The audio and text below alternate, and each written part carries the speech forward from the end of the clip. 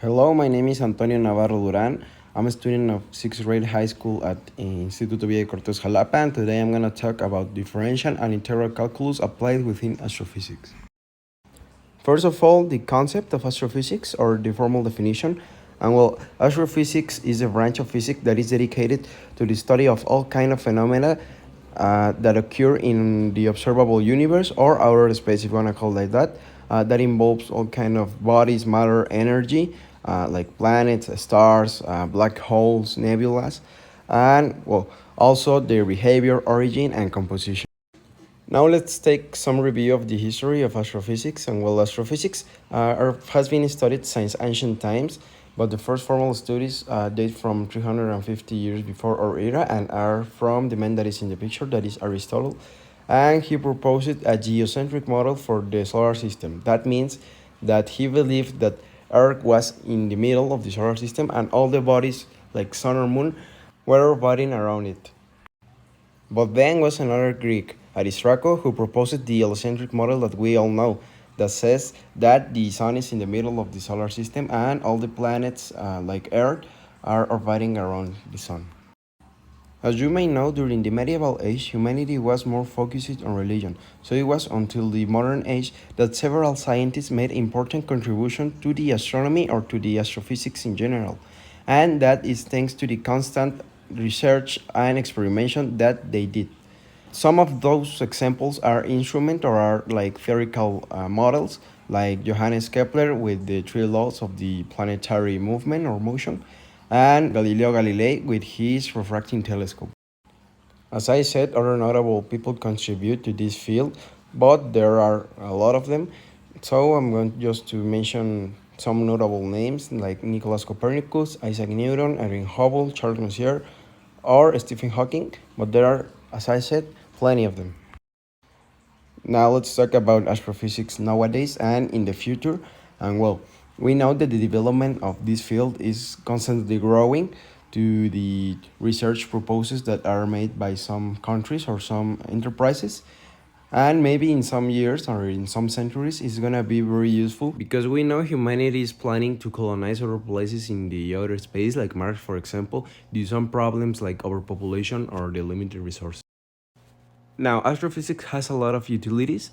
Most of them are scientific research that helps some scientists or some engineers to develop new technologies that could be very useful for humanity. For example, the satellites that are orbiting our planet that helps us to communicate using radio waves. Now let's talk about calculus in astrophysics, and well, we know that calculus is a branch of mathematics that studies change or the behavior of some functions.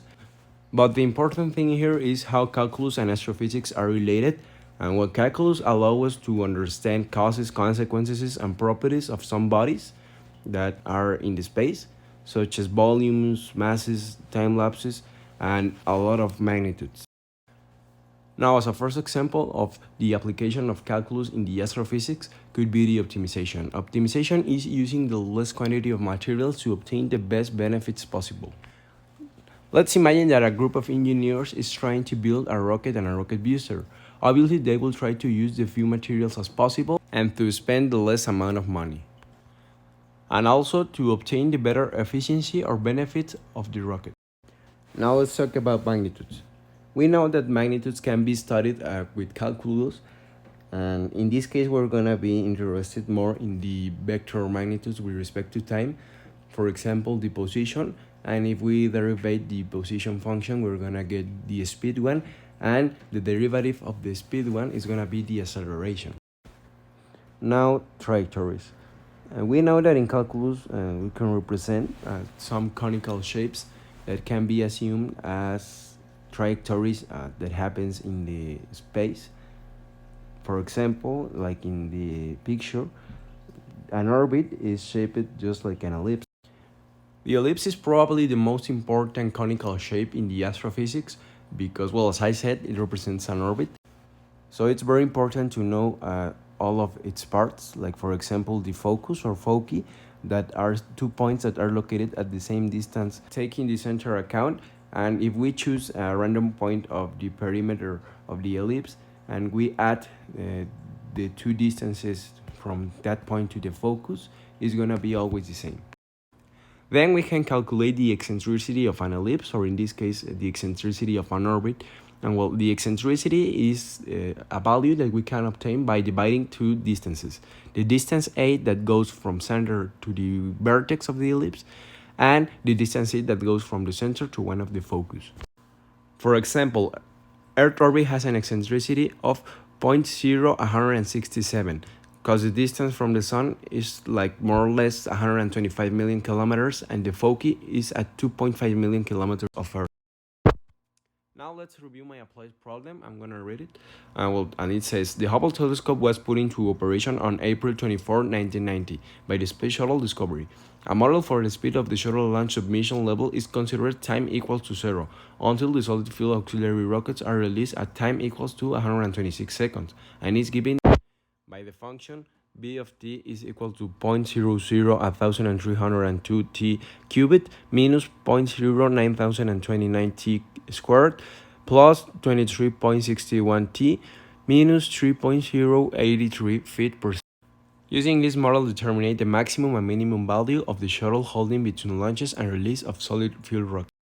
Basically, this problem is asking us for the maximum and minimum value of the acceleration in a certain interval of time that goes from 0 seconds to 126 seconds.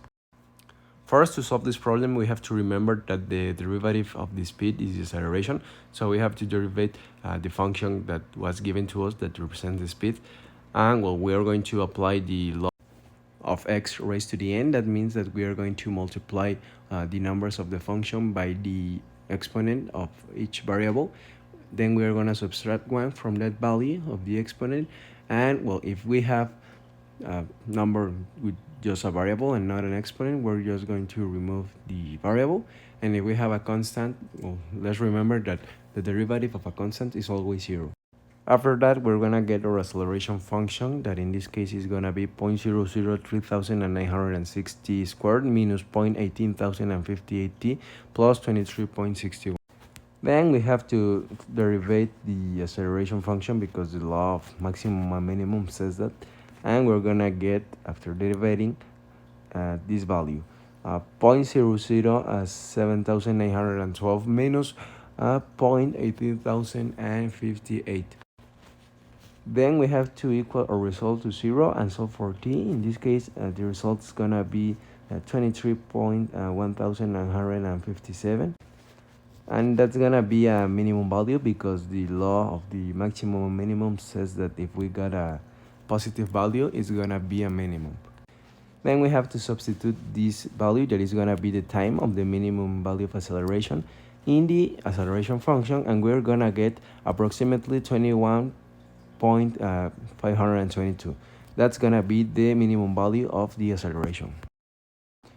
Now we have to obtain the maximum of the acceleration, and well, we know that the maximum value for time is 126 seconds, because one of the extreme points of an interval of values is going to be always a maximum or a minimum. In this case, we already have a minimum, so it's going to be a maximum. And well, after substituting, we get the value of 62.86 approximately. And well, those points are going to be the maximum and minimum for time and acceleration.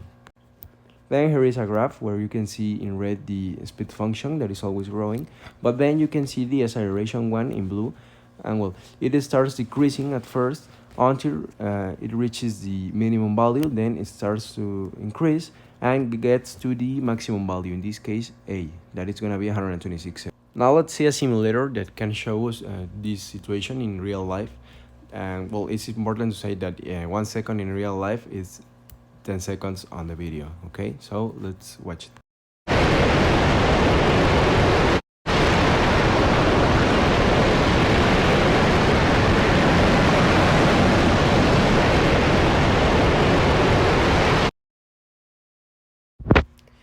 Then, why 0 seconds is not the minimum value for the acceleration? And well, that's because the weight of the rocket and also the weight of the fuel. And well, after some seconds, the rocket starts to use the field, and that's why the weight of the rocket starts to decrease. So with less weight, the velocity and the acceleration are going to increase. Thanks for your attention.